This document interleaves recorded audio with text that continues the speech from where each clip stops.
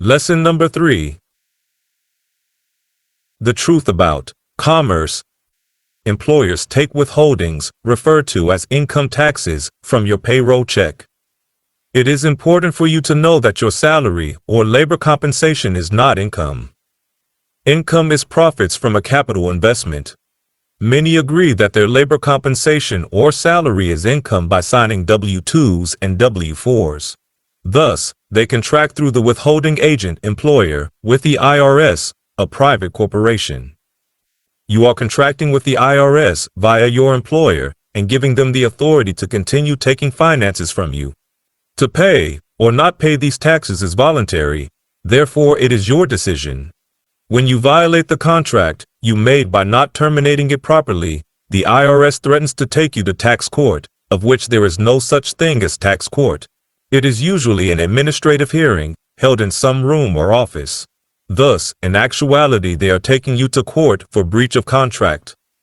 When most people think of the IRS, Internal Revenue Service, they get a sick feeling in their stomach, especially around April 15th of each year. What most people do not understand is that the IRS has committed fraud on the American people.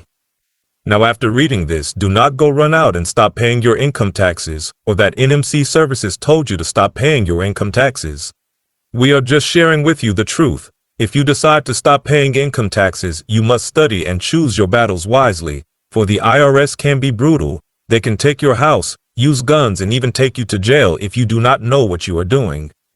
For us to fully understand the IRS fraud, we have to travel back in time to when a group of international bankers got together and Congress created the 1871 Act.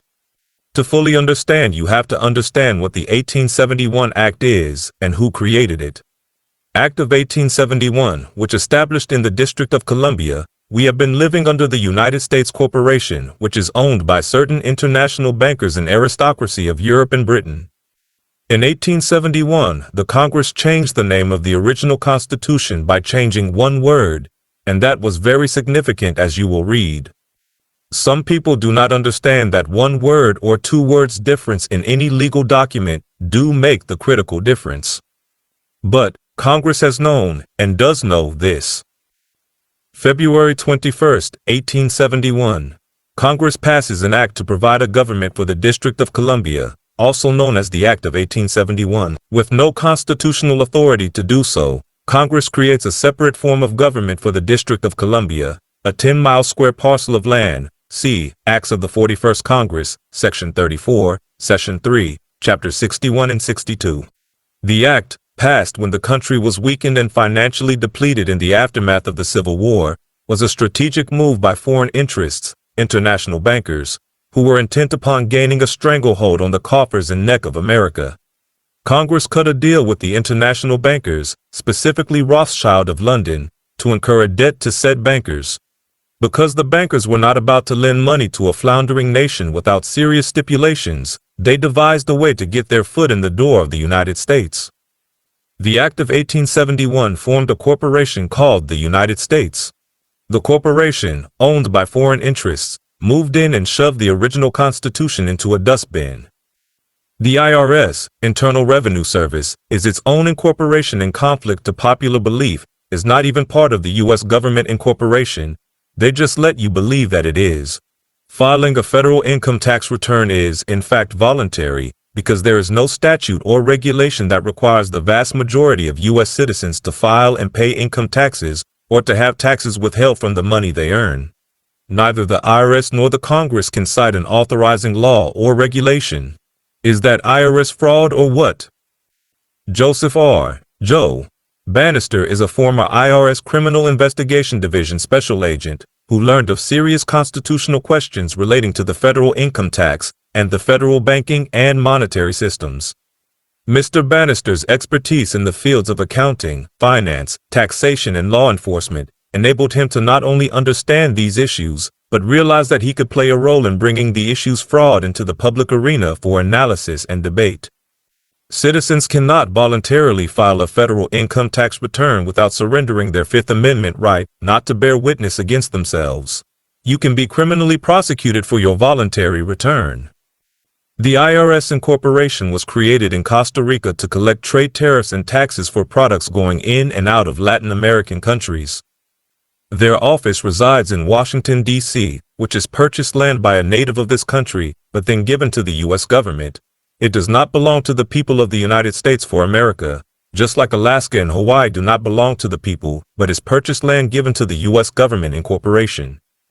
Marcy Brooks, one of the stars in American Freedom to Fascism, as a juror on the Whitey Harrell IRS tax case that made a stand to the judge. Show us where the law is that this man is required to pay income taxes to the IRS and we will find him guilty. No law was ever given to the jury, and the jury found Whitey Harrell not guilty. The Wizard of Oz, an allegory. An allegory, parable, is the expression of truths about human conduct and experience by means of symbolic fictional figures and actions. No movie does that better than The Wizard of Oz, an allegory of the state of affairs we now live in today, an allegory of the unfolding deception that was instituted in America via the stock market crash of 1929 and the bankruptcy of the United States in 1933. The setting of this allegory is in Kansas, the heartland of America, coincidentally the geographical center of the USA. In came the twister, the whirling confusion of the Great Depression, the stock market crash, the U.S. bankruptcy, and the theft of America's gold. When Dorothy was whisked away, her world was black and white, and once she landed, the world was colored. In law, when something is colored, it is not real or not true, artificial. In order for Dorothy to find the wizard, she had to follow the yellow brick road, the gold bar road.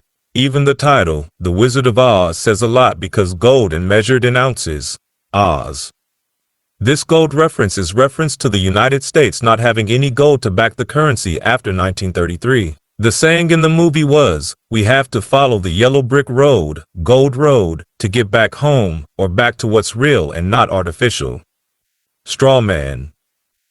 Coincidentally, the first person that Dorothy ran into was the straw man. As we have been shown, the straw man is your transmitting utility, the way your natural person navigates through in the fictitious world. The straw man is the first person that Dorothy meets because he is the one who she needs to navigate the fictitious land of Oz. Tin Man. Dorothy continued to walk down the yellow brick road, gold, when Dorothy came across the Tin Man. The Tin Man had an axe in his hand and was frozen midway through a chop. This is symbolic of the working man or woman. The Tin Man is a symbol for our taxpayer identification number. The TIN man is a hollow man of tin, a vessel or vehicle used for tracking employees. Your tax identification number is your 9-digit social security number, and you have used it for every commercial transition that your straw man has done. Cowardly Lion. The Cowardly Lion represented the brown-colored original people of the land. These people were people who were once kings but lost their identity and their culture and became cowardly lions. This was a symbol of the indigenous people who did not know their rightful status, birthright and royal bloodline in the land. Wicked Witch of the West. The tactic of the Wicked Witch of the West was to drug them into unconsciousness by covering the countryside with poppy flowers, poppies, the source of heroin, opium and morphine, and then waltz in and snatch the slippers. In other words, the best way to loot the gold was to dull the senses of the American people with a contrived crisis. Drugs, the Great Depression.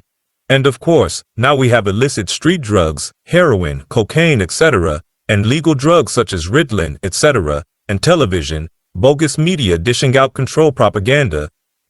The poppy drugs worked on Dorothy, the lion and Toto, the flesh and blood entities, but had no effect on the Scarecrow or the Tin Man, the artificial entities. The two cried out for help, and Glinda, the Good Witch of the North, answered their cries with a blanket of snow that nullified the narcotic effect of the poppies on Dorothy, Toto, and the lion. As they all scampered toward the Emerald City, the City of Green, Federal Reserve notes, the new fiat money, money by decree, we hear the Munchkins singing the glories of the wizard's creation, the fiat green Federal Reserve notes. Your birth certificate is worth $1. When a child is born, the hospital generally sends the original, not a copy, of this record of live birth to the State Bureau of Vital Statistics, sometimes called the Department of Health and Rehabilitative Services, HRS. Each state is required to supply the corporate United States with birth, death, and health statistics. The state agency that receives the original record of live birth keeps it and then issues another birth certificate in a different form where the name of the baby is spelled in all capital letters. This creates a legal person as opposed to a natural individual. The birth certificate issued by the state is then registered with the U.S. Department of Commerce, the Executive Office, specifically through their own sub-agency, the U.S. Census Bureau, which is responsible to register vital statistics from all the states.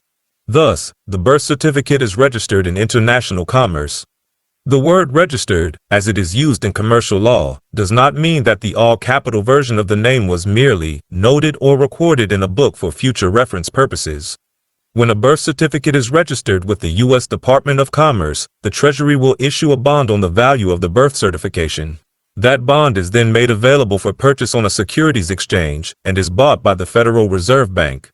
This purchase then becomes the authority or collateral to issue Federal Reserve notes, which we use as a medium of exchange. The value of the bond in today's world around $650,000 to $1 million. The bond is then held in trust for the Federal Reserve at the Depository Trust Corporation at 55 Water Street in New York City, about 2 blocks down the street from the Federal Reserve. It is a high-rise office building and the sign in front reads, "The Tower of Power." This process creates a burden in that the all-capital legal person named on the birth certificate has become a surety, or guarantor, a condition and obligation that is automatically and unwittingly assumed unless you rebut the presumption by effectively noticing government. Guarantor. Person who becomes secondarily liable for another's debt or performance. One who promises to answer for the debt, default, or miscarriage of another. Black's Law Dictionary, 6th edition. From this, it is easy to conclude that the baby is to assume the liability for any burden created or associated with the straw man or trade name listed on the birth certificate. It is not difficult to see that a state-created birth certificate with an all-caps name is a document, evidencing debt the moment it is issued. Once a state has registered a birth document with U.S. Department of Commerce, the department notifies the Treasury Department, which takes out a loan from the Federal Reserve. The Treasury uses the loan to purchase a bond. The Fed holds a purchase money security interest in the bond from the Department of Commerce, which invests the sale proceeds in the stock or bond market. The child just became the slave. Can you see how this has happened? Until you take control, in other words, rebut, you will remain the slave. Slaves do not have freedoms. And that is what we all, or almost all, have been since the day we were born, and our innocent parents, and their parents, and their parents, before us. Every citizen is given a bond number, the red number on the birth certificate, and each live birth is valued at from $650,000 to $750,000 Federal Reserve dollars in collateral from the Fed. Let's take a look at the birth certificate, below. You will see the red numbers and you will see the fact that it is, in reality, a banknote. Congratulations, you and I are commodities. Names in all caps on birth certificates. Since the early 1960s, state governments have issued birth certificates to persons with legal fictional names using all caps names. This is not a lawful record of your physical birth, but rather the acknowledgement of the birth of the juristic, all caps name. It may appear to be your true name, but since no proper name is ever written in all caps, either lawfully or grammatically, it does not identify who you are. The birth certificate is the government's self-created document of title for its new property, you and me. In a way, it makes us a kind of corporation whose company name is the same as our real name, but written in all caps. This corporation then generates taxes and wealth over its lifetime, and in this way, repays the collateral that Uncle Sam borrowed from the Federal Reserve. Remember that bond thing printed on the bottom of the certificate? Bond, a usually formal written agreement by which a person undertakes to perform a certain act, as fulfill the obligations of a contract, with the condition that failure to perform or abstain will obligate the person to pay a sum of money or will result in the forfeiture of money put up by the person or surety. 1. One who acts as a surety. 2. An interest-bearing document giving evidence of a debt issued by a government body or corporation that is sometimes secured by a lien on property and is often designed to take care of a particular financial need. EBID. Merriam-Webster Dictionary of Law, 1996. Banknote. A kind of negotiable instrument, a promissory note made by a bank payable to the bearer on demand, used as money, and in many jurisdictions, is legal tender. Along with coins, banknotes make up the cash or bearer forms of all modern money. Birth certificates are a form of securities called warehouse receipts. The items included on a warehouse receipt, as described at Section 7 to 202 of the Uniform Commercial Code, the law which governs commercial paper and transactions, which parallel a birth certificate are: the location of the warehouse where the goods are stored, residence, the date of issue of the receipt, date issued, the consecutive number of the receipt, found on back or front of the certificate, usually in red numbers, a description of the goods or of the packages containing them, name, sex, date of birth, etc. The signature of the warehouseman, which may be made by his authorized agent, municipal clerk or state registrar's signature. Birth certificates now appear to at least qualify as warehouse receipts under the Uniform Commercial Code. Black's Law Dictionary, 7th ed., defines warehouse receipt. A warehouse receipt, which is considered a document of title, may be a negotiable instrument and is often used for financing with inventory as security. It is not difficult to see that a state-created birth certificate, with an all-caps name, is a document evidencing debt the moment it is issued. Once a state has registered a birth document with the U.S. Department of Commerce, the department notifies the Treasury Department, which takes out a loan from the Federal Reserve. The Treasury uses the loan to purchase a bond.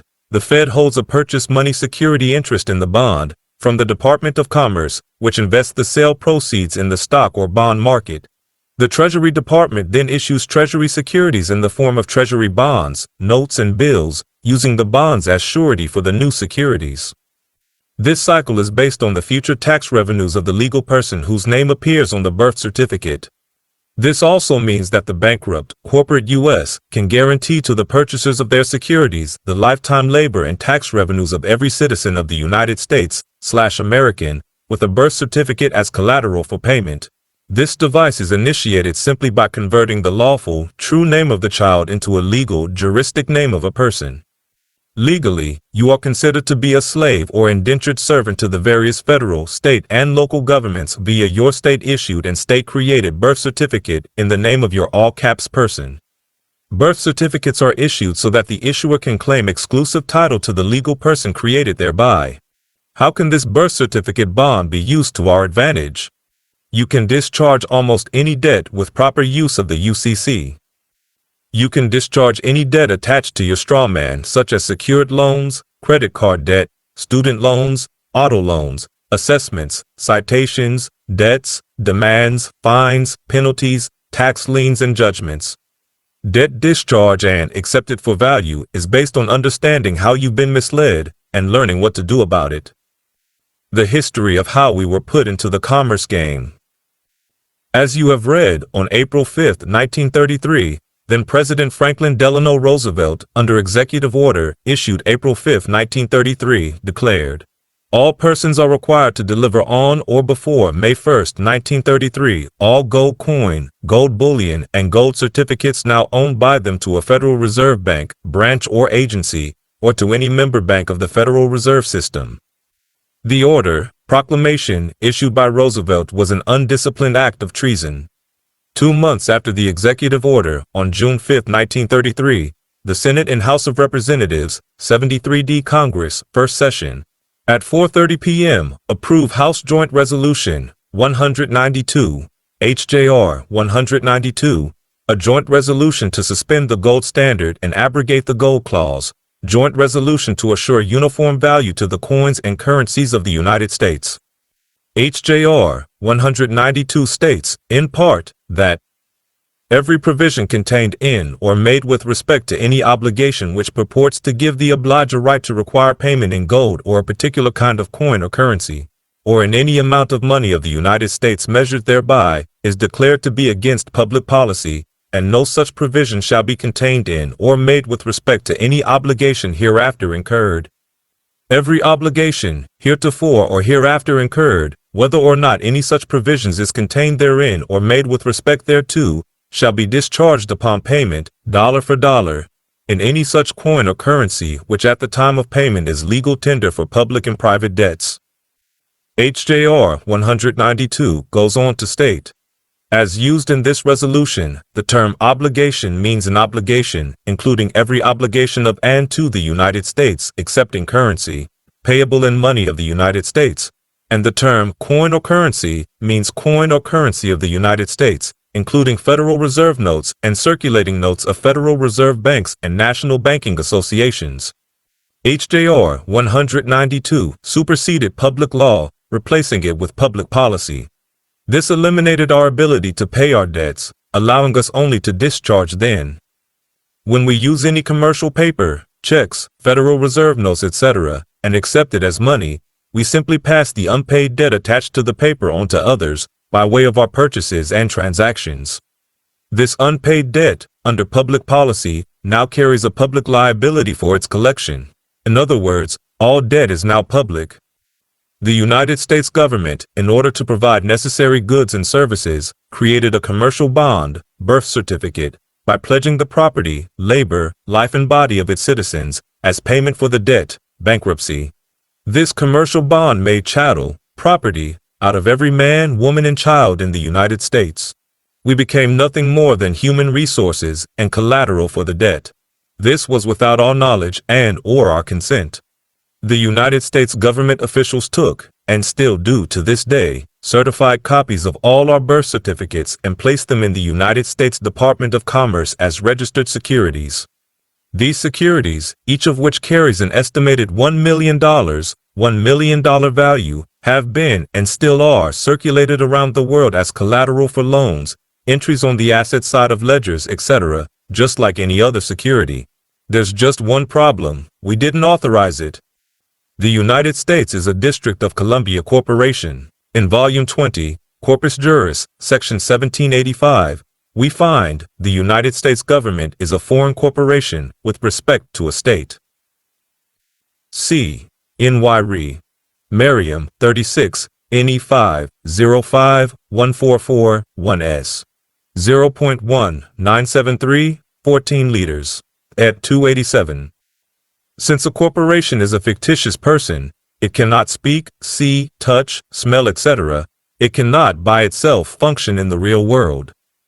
It needs a conduit, a transmitting utility, a liaison of some sort, to connect the fictional person and fictional world in which it exists to the real world.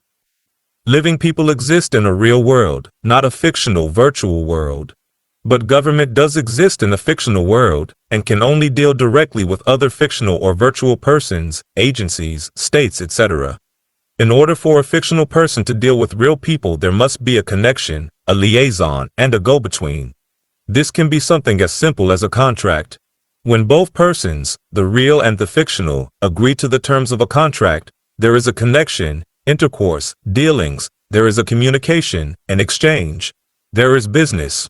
But there is another way for fictional government to deal with the real man and woman, through the use of a representative, a liaison, and the go-between. Who is this go-between, this liaison that connects fictional government to real men and women? It's a government-created shadow, a fictional man or woman, with the same name as ours. This person was created by using our birth certificates as the manufacturer's certificate of origin, MCO, and the state in which we were born as the port of entry. This gave fictional government a fictional person with whom to deal directly. This person is a straw man. Straminius homo. Latin. A man of straw, one of no substance, put forward as bail or surety. This definition comes from Black's Law Dictionary 6th edition, page 1421. Following the definition of Straminius homo in Black's Law Dictionary, we find the next word, straw man. Strawman, a front, a third party who is put up in name only to take part in a transaction. Nominal party to a transaction, one who acts as an agent for another for the purposes of taking title to real property and executing whatever documents and instruments the principal may direct. Person who purchases property for another to conceal identity of real purchaser or to accomplish some purpose otherwise not allowed. Webster's 9th New Collegiate Dictionary defines the term strawman as 1. a weak or imaginary opposition set up only to be easily confuted. 2. A person set up to serve as a cover for a usually questionable transaction. The strawman can be summed up as an imaginary, passive stand-in for the real participant, a front, a blind, a person regarded as a non-entity. The strawman is a shadow, a go-between. For quite some time, a rather large number of people in this country have known that a man or woman's name, written in all caps, or last name first, does not identify real, living people. Taking this one step further, the rules of grammar for the English language have no provisions for the abbreviation of people's names, i.e., initials are not to be used. As an example, John Adam Smith is correct. Anything else is not correct. Not Smith, John Adam or Smith, John A. Or J. Smith, or J. Smith, or John Adam Smith, or Smith, John, or any other variation. Nothing, other than John Adam Smith, identifies the real living man. All other appellations identify either a deceased man or a fictitious man, such as a corporation or a straw man. Over the years, government, through its public school system, has managed to pull the wool over our eyes and keep us ignorant of some very important facts. Because all facets of the media, print, radio, television, have an ever-increasing influence in our lives, and because media is controlled, with the issuance of licenses, etc., by government and its agencies, we have slowly and systematically been led to believe that any form/appellation of our names is, in fact, still us, as long as the spelling is correct. Wrong. Everything, since June 1933, operates in commerce. Commerce is based on agreement, on contract. Government has an implied agreement with the straw man, government's creation, and the straw man is subject to government rule, as we illustrated above. But when we, the real flesh and blood man and woman, step into their process, we become the surety for the fictitious straw man. Reality and fiction are reversed. We then become liable for the debts, liabilities, and obligations of the straw man, relinquishing our real, protected character as we stand up for the fictional straw man. In order to place the straw man in the fictional world and ourselves in the real world, with all our shields in place against fictional government, we must send a non-negotiable private chargeback and a non-negotiable bill of exchange to the United States Secretary of Treasury, along with a copy of our birth certificate, the evidence, the MCO of the straw man.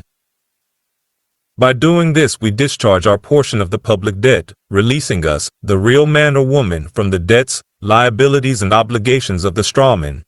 Those debts, liabilities, and obligations exist in the fictional commercial world of book entries, on computers and/or in paper ledgers. It is a world of digits and notes, not of money and substance. Property of the real man once again becomes tax-exempt and free from levy, as it must be in accord with H.J.R. 192. Sending the non-negotiable charge back in bill of exchange will access our Treasury Direct Account, TDA. What is our Treasury Direct Account? According to one theorist, it is a pledge that was made for each birth certificate in the amount of $630,000. Another pegs it at $1 million. Thus, everybody and everything in the United States is simply collateral for the bonds issued by the U.S. government. This $1 million, 1 million account is for the straw man, the fictional person, with the name in all caps and or last name first.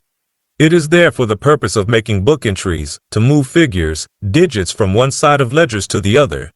Without constant movement, a shark will die, and quite ironically, like the shark, there must also be constant movement in commerce, or it too will die. Figures, digits, the entries in ledgers must move from asset side to debit side and back again, or commerce dies. No movement, no commerce. The fictional person of government can only function in a fictional commercial world, one where there is no real money, only fictional funds, mere entries, figures, and digits. A presentment from fictional government, whether traffic citation or criminal charges, is a negative commercial claim against the straw man.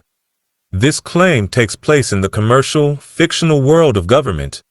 Digits move from one side of your straw man account to the other, or to a different account. This is today's commerce. Playing the commerce game. What if we learned how to control the flow and movement of entries, figures, and digits for our own benefit? Is that possible? How can the real man in the real world, function in the fictional world in which the commerce game exists. When in commerce, do as commerce does. Use the Uniform Commercial Code, UCC. The UCC-1 financing statement is the one contract in the world that cannot be broken, and it's the foundation of the accepted for value process. The power of this document is awesome. Since the TDA exists for the straw man, who until now has been controlled by government, we can gain control and ownership of the straw man by first activating the TDA and then filing an UCC-1 financing statement. This does two things for us. First, by activating the TDA, we gain limited control over the funds in the account. This allows us to also move entries, figures, and digits for our benefit. Secondly, by properly filing an UCC-1 financing statement, we can become the holder in due course of the straw man. This gives us virtual ownership of the government-created entity. This is the power of contracts, commerce, and it should be mentioned at least this one time that a contract overrides the Constitution, the Bill of Rights, and any other document other than another contract. We should also mention that no process of law, color of law under present codes, statutes, rules, regulations, ordinances, etc., can operate upon you. No agent and/or agency of government, including courts, can gain jurisdiction over you without your consent. We, are not within their fictional commercial venue. The accepted for value process, however, gives us the ability to deal with them through the use of our transmitting utility/go-between, the straw man, and hold them accountable in their own commercial world for any actions they attempt to take against us. Without a proper order, and now we know they're not in possession of such a document, they must leave us alone or pay the consequences. Yes, this process is powerful, and one had better learn it well should one choose to utilize it. My next book will go into detail about the entire accepted for value process and how to access your Treasury deposit account. Once you have completed this process, you will be considered a secured party creditor. This process cannot be used to make money, but it can set us free from government oppression and control. Secure party creditor. Now you may ask yourself the question, what does becoming a secure party creditor have to do with me? The answer to that question is becoming a secure party creditor is your goal. Once completed, you will have established the foundation to manage the commercial affairs of the debtor, and the standing to protect yourself from all public claims made against your straw man, which is your name in all capital letters. This can be accomplished by filing your UCC-1 financing statement. While secure party creditor status rebuts the presumption that you are property of the state, you must still bargain for your rights as a sovereign. Only citizens, slaves of the state have privileges. For sovereigns, rights without contract are a fantasy. The first step in returning yourself to a sovereign individual is that you have to take back your artificial straw man, and reclaiming it as your debtor. If you were to take a look at your driver's license, social security card right now, you would see your name in all capital letters. That is your straw man that the government created for you. In order to take back your straw man, you need to file a UCC-1 financing statement filed with your Secretary of State's office. The UCC-1 defines exactly who the debtor is and who is the secured party creditor. Your name in all capital letters is the debtor, and your name with initial capitals and the rest lowercase letters is you, the secured party creditor. As more and more people perform this process, some states are making the filing of UCC-1 forms more difficult. Some states are refusing to file it altogether. The other part of the reclamation of your straw man process is the security agreement. Though this document is not filed with the UCC-1 form, it should be referred to in the financing statement section of the UCC-1. It is a properly executed security agreement that makes your filing legitimate, since it is an agreement between your flesh and blood, you, and your artificial you. You cannot go around making other people or entities your debtors unless you have something to back up your claim. The UCC-1 form should be filed in your state of residence and state of birth, since that is the port of entry for your straw man. If you are living in and own property and/or do business in a different state at present, for your property protection, a UCC-1 should also be filed in your current state. The financing statement as well as the other information filled in on the UCC-1 is most critical not only for the effectiveness of it, but also on the success in getting your forms filed. Prepare your UCC-1, financial agreement, and your security agreement, hold harmless, power of attorney and copyright documents. How to beat debt collectors forever. In 2008 alone, over $123 billion in charged-off debts were sold to companies that then pursued those debts as if they owned them. They don't, at least not until you make a fatal mistake and give them the right. You see, when you signed the original agreement with your credit card company, you signed a contract with your original credit card company. Think about what I just said, because this is where winning your battle begins. Yes, you signed an agreement with your credit card company, but you did not sign one with the companies that bought your debt from the credit card company. Sound crazy? If they don't have a right to your debt, then why are they coming after you? Because you don't know your rights. They know this, and they collect billions of dollars every year at massive profits. 1. Defendant is without information or knowledge sufficient to form an opinion as to the truth or accuracy of plaintiff's claim, and based on that denies generally and specifically plaintiff's claim. This statement tells the court that you cannot claim to know whether or not this is actually your debt, because no proof of that ownership has been provided by the collection company, plaintiff. Read or quote this statement, and add nothing further to what it says. Now, a trick here is used when a plaintiff does show up in court in an attempt to trip you up and win through trickery alone. They will call you to the witness stand, brandish a copy of the original contract issued by the credit card company, and ask you, under oath, if you are denying that you signed this agreement with the credit card company. If you say that you are not denying that you signed the agreement, you lose. You simply state that you are without knowledge sufficient to form an opinion as to the accuracy of the plaintiff's claim, and add nothing more. You can repeat this as often as you need to until the judge loses his patience and orders the plaintiff to sit down. The plaintiff is waving a blank piece of paper in front of you. It does not contain your signature, and it is not the original signed agreement. It is worthless. For your next step, you state the following. 2. Plaintiff has failed to state a claim upon which relief may be granted. Either no statute was cited, or the complaint fails to state facts sufficient to constitute a cause of action against you, the defendant. Listing the facts of the case may be enough to file a claim, but the plaintiff merely says the defendant owes the money, and this is not enough. Plaintiff's claim demands monies for an alleged debt for which no proof of said debt, nor proof of ownership of said debt has been verified and exhibited. You want to state this. 3. Defendant demands for proof of plaintiff's ownership of alleged debt.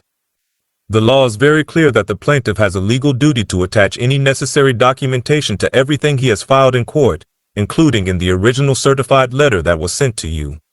Did you see any documentation in that letter? No. Why? Because the plaintiff has none. He knows that, the court knows that, and now you know that too. Legally, the plaintiff lacks capacity to sue. At this point, you may read the following statement to the court. The plaintiff is required by law to trace in his statement of claim the derivation of his cause of action from his assignor, so that the defendant may challenge the plaintiff's claim that he is the present owner of the cause of action. What you just told the judge is that the plaintiff, in this case, the lawyer representing the collection company, has not presented proof that he or his company owns the debt. Why does he own it? Did you sign an agreement with him? Is he a credit card company? The answer is no. You do not owe him or his company anything. He is required by law to show why you owe him or his company. He will not be able to prove this unless you have made one fatal mistake. If you have been scared into making any payment arrangements and have already made payments to his company, then I would seek legal help in unraveling their tentacles. Cardinal rule: do not make payments or agreements to make payments to any company that is calling about a debt that you owed someone else. Doing so creates a contract that may be binding. As in most credit card cases, depending on your state, when a claim is based upon a written agreement, the pleading shall state specifically if the agreement is oral or written. If the credit card claim is based upon a writing, then the plaintiff must attach a copy of the writing. This means that, once again, the law requires that the plaintiff produce the original contract with the credit card company bearing your original signature. No blank contracts, no supposed or forged copies. The original and only the original will do. Also, in most states, if the lawyer filing the claim for the collection company knowingly files a suit without having that original contract in hand, he is in violation of the law. He has to either have that contract, or he has to have someone with him coming to court who has personal knowledge of that signed contract, and he has neither. When he signed the suit papers, he stated that he had these proofs by his signature. A lawyer filing such a claim should be prosecuted. He deserves to be sued, and you can do so if you have a lawyer representing you. Next, we come to 4. Insufficient specificity in a pleading.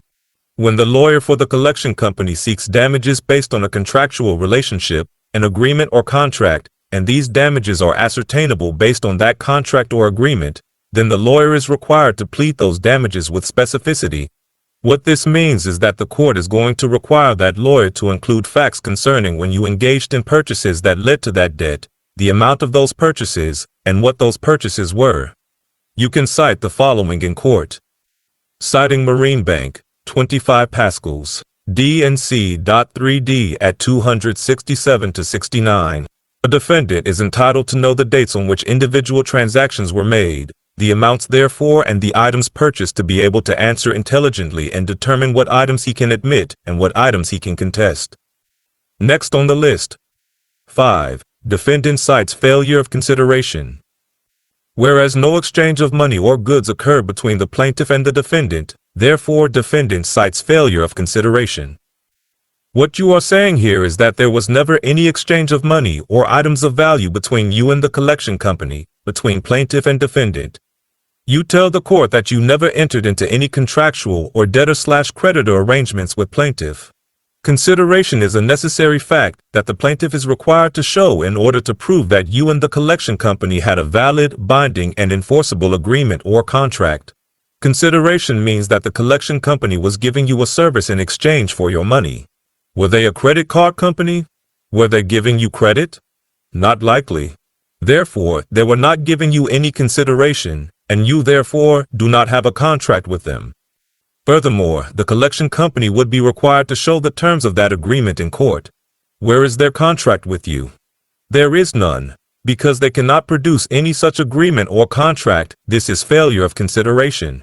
They have no case. Just one more reason they knew that they should not come to court. One more reason the judge is compelled to dismiss the case against you.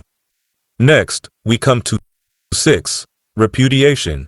Plaintiff is not named in any alleged agreement that is purported to have been entered into between defendant and plaintiff.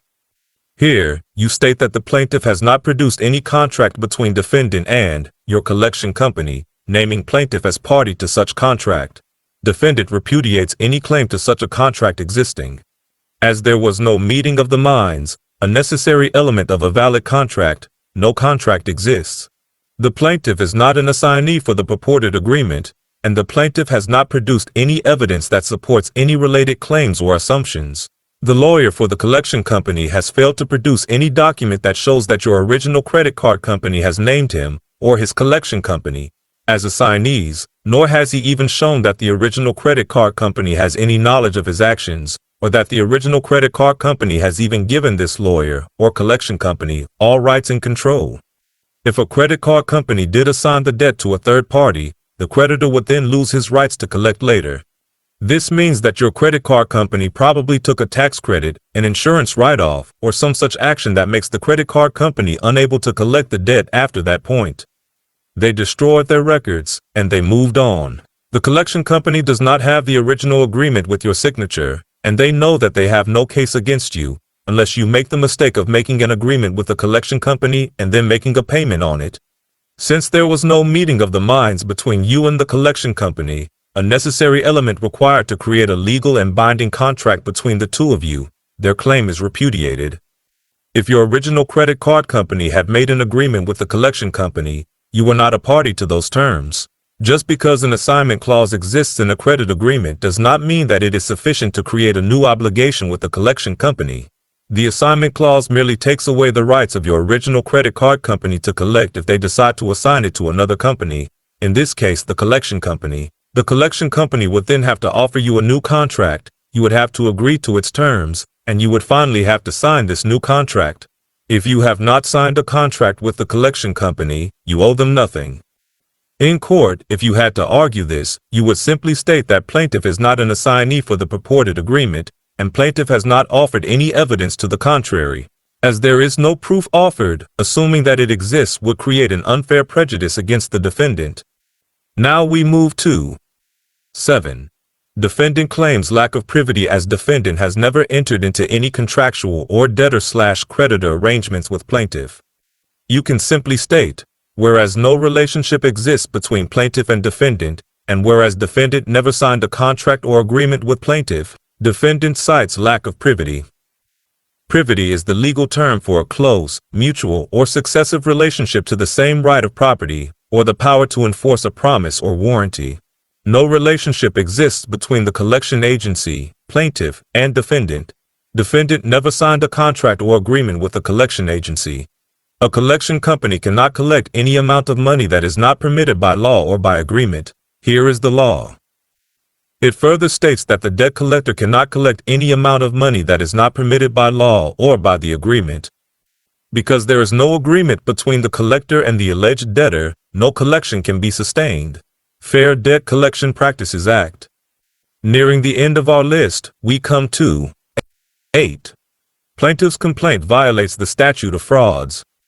Plaintiff claims to have a contract with you, thus, plaintiff has to produce it, because such a contract falls within a class of contracts or agreements required to be in writing.